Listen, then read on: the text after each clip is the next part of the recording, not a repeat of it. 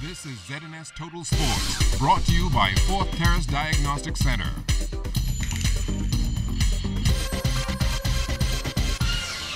Welcome to sports, everybody. The 13th annual Bull Ridge Class C Regatta came to an end over the weekend in Georgetown, Exuma. Julian Gibson has a recap.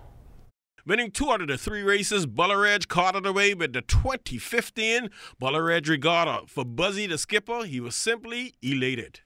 It meant a lot for us, we lost the last 2 here, so we redeem ourselves back again and start the year off right. So we're looking forward for the National Family Island Regatta, champion this year. Now coming in second was Golden Girl. In third place was Fugitive. Beating Buzzy was a job they know would have been tough. We got third overall, but I wanted the first, but I didn't get it. But guess who get it? My youngest brother, and I told you yesterday, I said, Julian, the man is unpredictable, and I look at hundreds on this beach right here, quiet.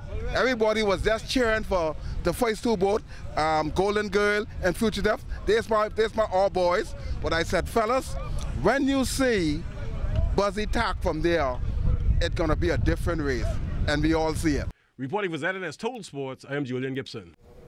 All right, thanks a lot, Julian. Now, right on the heels of the Bull Ridge Regatta will be the King Eric All-for-One Regatta this weekend in Montague Bay. A press conference was held this morning. Our Kelsey Johnson was there. Some called him the grandfather of sloop sailing in the country, and others referred to him as the glue that kept the sport together. The late King Eric Gibson Sr. was a man who left his mark on everything he touched, and this weekend, skippers and boat owners will honor this giant in a big way. As you know, sailing was a passion for King Eric. He was somebody who nobody could say otherwise, but everybody would agree that he has single-handedly done more for regatta in the Bahamas than any other individual. This regatta is expected to be the biggest one in terms of purse prize. According to Eric Gibson Jr., they wanted to up the ante, making it more attractive to skippers and boat owners who participate.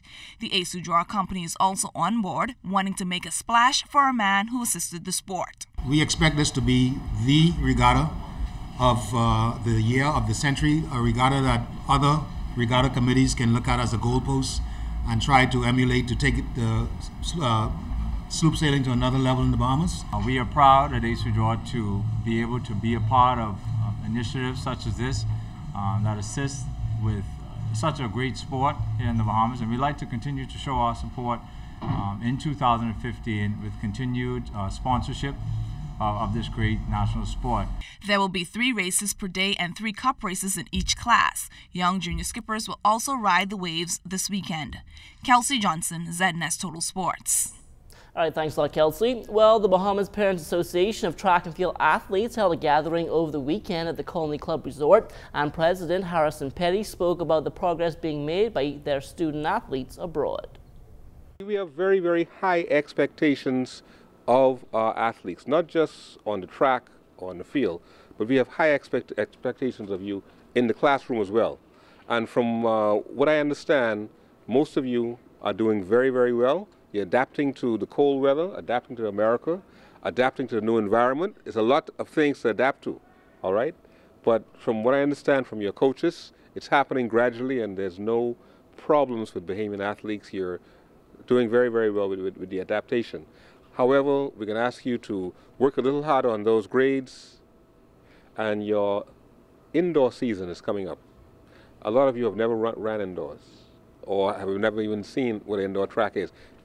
You're going to get used to it. You're going to train indoors, all right? So when it's time to compete indoors, you can be your very best. 2014 was a busy year for the Bahamas Olympic Committee, and looking back, great strides were made. We got a lot accomplished. Sports for all, women in sports, going to the games, the Youth Olympics. You had tennis players in it for the first time. You had some medals with swimming. I mean, they did really well.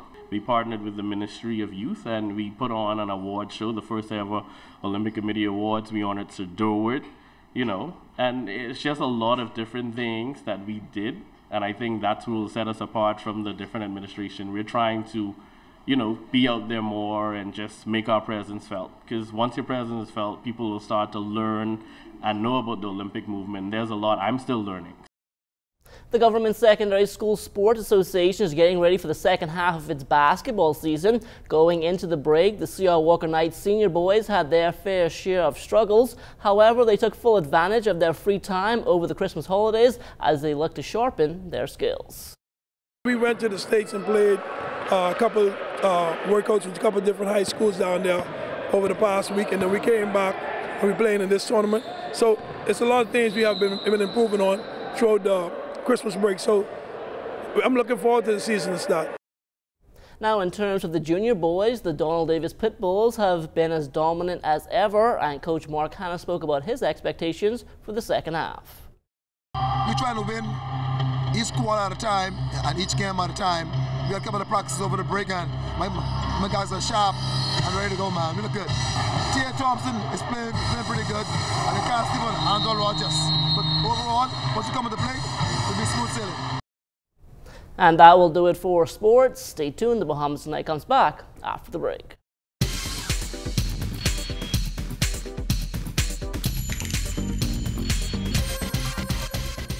This is ZNS Total Sports, brought to you by 4th Terrace Diagnostic Center.